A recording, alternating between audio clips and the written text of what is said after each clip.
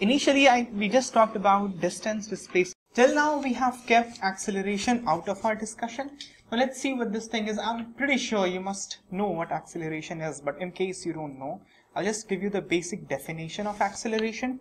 Acceleration will be representing acceleration by small a in this course. Acceleration is defined as change in velocity upon time taken for the change. Delta V, change in velocity upon delta T, time taken for the change. If you're looking for instantaneous acceleration, then that will be equal to dV by dt. We have seen before, dV means small change in velocity and corresponding small change in time. Delta generally we use when we have considerable change in velocity and time. Now, velocity is vector quantity, so acceleration will also be a vector quantity, and that must have a direction of its own. So when we talk of acceleration, we must also think of the direction of the acceleration. But that's okay. Acceleration is dV by dt. Acceleration is change in velocity upon time. So if a body started at t is equal to 0, velocity was 0, that means it was at rest, and at t is equal to 2 seconds, the velocity has grown up to 10 meters per second. Now acceleration would be change in velocity. Now remember always, change is always final minus initial. Change in velocity would mean final velocity minus initial velocity. So acceleration, if you calculate in this case, final velocity is 10, initial was 0, so change is 10 minus 0. Final time is 2 seconds, initial was 0 second, so change in time is 2 minus 0. So acceleration in this case is 5 meter per second square.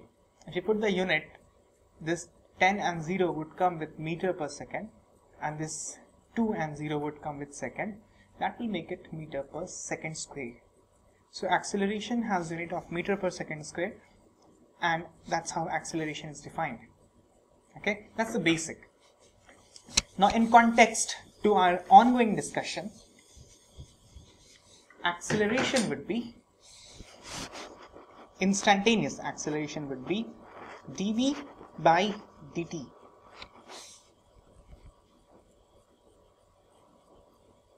Okay, acceleration is equal to dV by dt.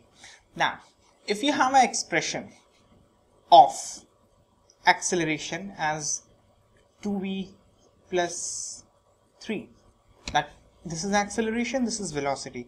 Now fine. This will be the case that we will look after some time. At present, suppose velocity, you have an expression of velocity with respect to time. You have velocity is equal to t square plus 2t. Now in this case, calculating acceleration is easy, because acceleration is dV by dt, change in velocity with respect to time, and we know how we do the differentiation and we get dV by dt. dV by dt in this case would be differentiation of this plus differentiation of this.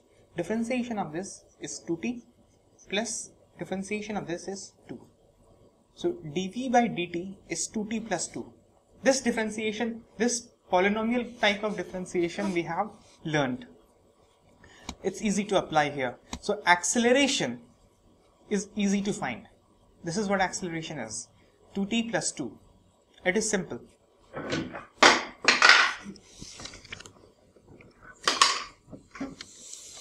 Okay. Now suppose you don't have a direct relation between velocity and time. You have a direct relation between displacement, that I'll be representing by s, and time. S is equal to t cube plus 2t. Now if displacement and time is given and now you have to find acceleration, then you must be by now able to think how you are going to find acceleration of this body at any given time t. Because velocity is equal to ds by dt. And you have a relation between s and t, so it's very easy to find velocity. Velocity would be differentiation of s with respect to time. That is simply going to be 3t squared plus 2. Now you have the expression of velocity with respect to time, and you can easily calculate acceleration. Acceleration will be dv by dt. So acceleration would be equal to 60 plus 0. Fine. So this way you can calculate acceleration very easily. Okay, let's do two quick easy ones before we wrap up this section. Suppose we have an expression like this: t is equal to 3s square minus 2s. And we have been asked to find velocity at s is equal to 2. That means when the displacement is 2, what is the velocity of the body whose motion is governed by this equation? Now, to find velocity, we understand by now that velocity is equal to ds by dt. Change in displacement upon change in time. ds by dt. That is what velocity is. Now, here it could have been easier if displacement would have been function of t, any polynomial function of t, then we would have differentiated s with respect to t straight away. But here time has been given as a function of s rather than the other way around. So finding ds by dt won't be a straightforward easy way, at least in this case. So what is easier is to find dt by ds, because we can differentiate t with respect to s because t has been given as a function of s. So dt by ds is an easy thing. You just have to differentiate this with respect to s. So differentiating this with respect to s using the formulas that we have studied before would be 6s minus 2. So dt by ds is this, and at s is equal to 2, dt by ds is equal to 10. Fine.